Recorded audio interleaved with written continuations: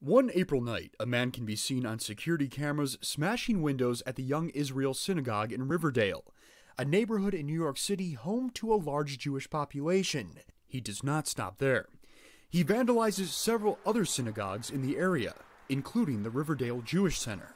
Jonathan Bornstein, a member and security guard at the synagogue, witnesses one of the attacks. The fact that he was so blunt about the whole thing and didn't care about if he had witnesses, that suggested that he might be dangerous. It was one of 3 times the suspect attacked the building within less than a week, hurling rocks at windows. On another occasion, even entering the building's lobby. These attacks against multiple small sanctuaries within our community, it feels like an attack on a Jewish community, on Jewish institutions.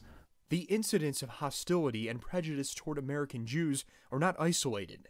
According to the Anti-Defamation League's annual report, anti-Semitic incidents occurred in 47 of the 50 U.S. states last year.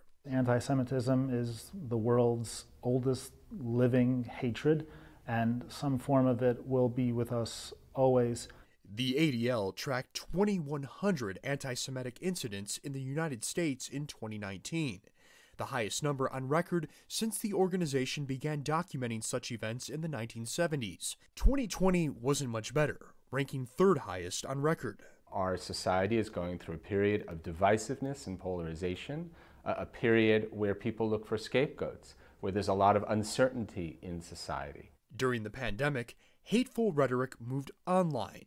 The ADL's online hate and harassment survey shows 41% of those surveyed and 36% of Jews say they were harassed online over the past year.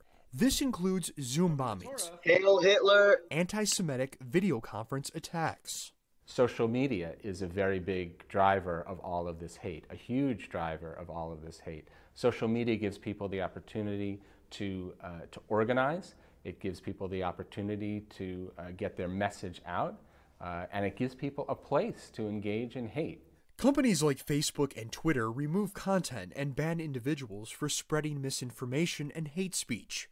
Even so, 2021 is on pace to break 2019's record for anti-Semitic incidents. So my concern is that all of the hate that went online, the cyber hate, the Zoom bombing is going to stick with us. And as we open up, we're going to go back to the levels that we were at before COVID. In early May, 29-year-old suspect Jordan Burnett, a Riverdale resident, was apprehended by New York City police. He faces 42 charges, many of which are being categorized as hate crimes. He's been released and is awaiting trial, leaving some anxious and perplexed. Concern about him and concern about the judicial process that allowed him to walk away. A recent ADL survey found 11% of respondents harbored anti-Semitic thoughts. Experts say the key to change is education. For VOA News, Keith Kosinski, New York.